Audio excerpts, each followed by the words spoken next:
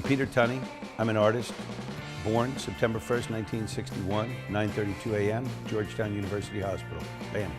When I was a kid, my earliest memory, I used to like to watch Johnny Carson and Merv Griffin. And I was fascinated by like the Rat Pack, and I used to do caricatures like guys do on the street. I copied a lot of them. I did cartoons. But I wasn't at all thinking, oh, I'm going to be an artist. It wasn't on the table then. I wanted to go into business. I wanted to make money. Those were the things jumbled in my head. And in 1987, I just declared myself an artist. I had a good job. I was making a lot of money. I was on Wall Street. I was in a fascinating area at the birth of biotechnology.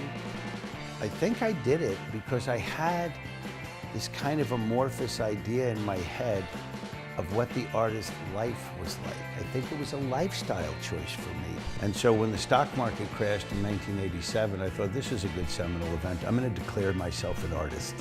And as it turns out, it's like the hardest job I ever had. What inspires me then, what inspires me now?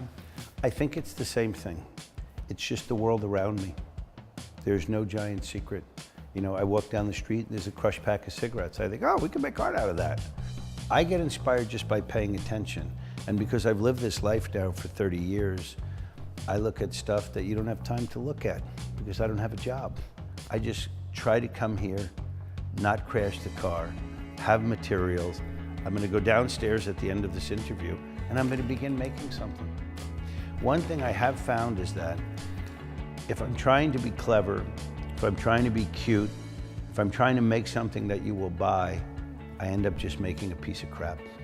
And I'm not necessarily this incredibly optimistic, naive person. That is not who I am at all. I would say I'm an elated pessimist. I saw a photograph yesterday of two galaxies colliding, taken by the Hubble. That makes me feel small. And then I want to express something that's bigger than us. I don't control the world. On my best day, I can control me. All of this grandiose talk and what our goals are doesn't really physically come into play with me almost ever. I live right there in super micro world. I'm in the details, man. I'm a details man. And without that, I don't think any of it works.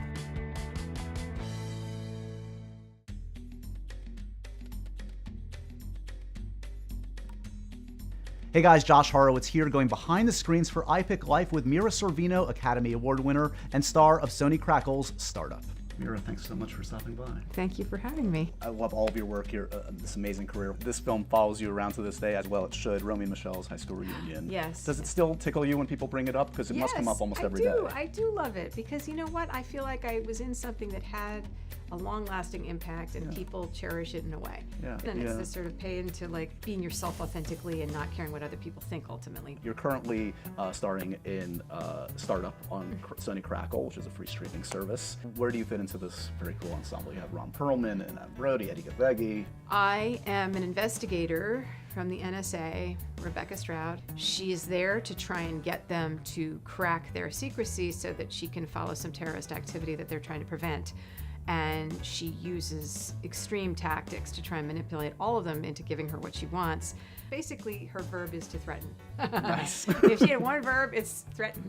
Season 3, you're jumping in. Is that intimidating for an actor, or is it kind of cool to come into a show that you know already kind of has it down? Well, when I watched seasons 1 and 2, I realized, wow, this is a great show. Really great performances, really great moral questions posed as, you know, part of like, can you be morality free because something is like neutral? Like, you know, the whole idea that this like internet thing is neutral, but if it's engendering criminal activity through the platform, then all the characters are sort of paying the price for that. I think we share something in common. We're both big original Star Trek fans. Original series. Sorry. Would you indulge me a little trivia? And don't worry, you'll still get your Star Trek card renewed, I'm sure, if you get these wrong. It's been a while. First, what's the Vulcan greeting or goodbye? That's starting easy. Oh, well, you mean live long and prosper. Yeah, but you also got the salute. Okay, yeah. Good. Okay. And I can do it. My hands do it. Some people can't do it. What was Spock's position on the crew? What was his? First officer. Yeah. Science officer. Yeah, both, exactly. Complete the name of this famous episode, The Trouble with... Tribbles. Whoa. And, oh, okay. So my whole family was invited to Leonard Nimoy's house when I was a child. What? And my dad said, you know, I'm a serious Trekkie, and And he was like, all right, well, I'll give you a little quiz to see if you really are. And he said, what was the name of the grain in the Trouble with Tribbles? And Dad yells out, Quadrotriticale! He's like, okay, you are. It's fine, you are. Thank you so much for stopping by iPic today. It's been so fun getting to know you a little bit. Everybody should check out Startup on Sony Crackle. Yes. Very cool, new, exciting adventure free for you. streaming platform. Mira, live long and prosper, and I'll see you on the next one. Thank you. We did it. I'm so excited to introduce you to our new series, Mixologists in Residence. Each month we'll bring you the brightest and the best in the beverage world. So sit back as we stir, pour, and shake you incredible cocktails. Cheers.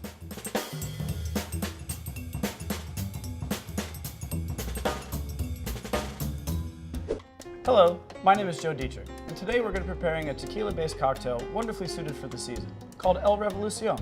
This cocktail will feature Casamigos Reposado as the base,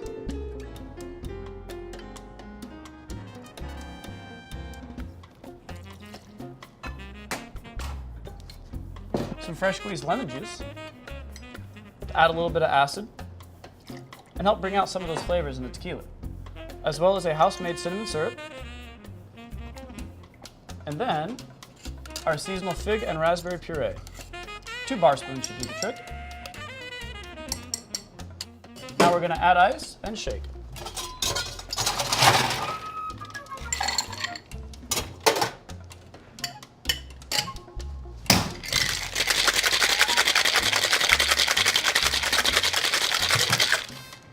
A nice hard shake is gonna bring out some of those flavors. Aeration from the shaking is going to accentuate the tequila itself. Now we're going to double strain, make sure we have no floaties in our drink.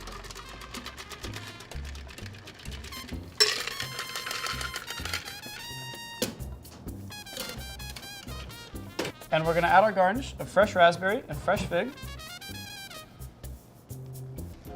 Cheers. Hi, I'm Sherry Yard. I'm here to give you an insider's look at the food here at iPic. I hope you're hungry.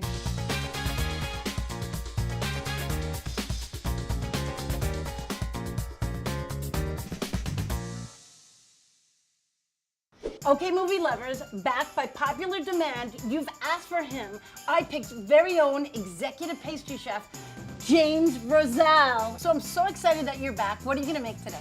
So today we're gonna do a pink M&ms GCC. Okay. What is GCC?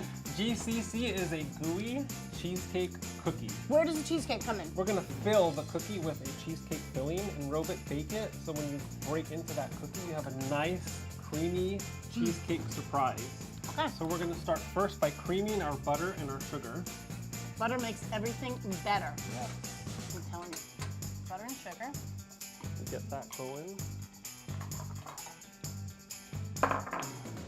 Bring that up, and then we'll get the mixer started. You want to cream the butter until it's nice and fluffy, and then we'll add the eggs. All right, so now I'm going to add the vanilla. All right, so you got all that in there. So we got all that in there. I'm going to add the flour. Throw the M&ms in. And that's it? Not yet. No, what's There's next? one more thing we have to add. Okay. These pink sprinkles. Ooh, more pink. Okay, We love but pink. we're gonna add it and we're gonna fold that in by hand because Okay. we don't want to destroy and crush all those pretty sprinkles.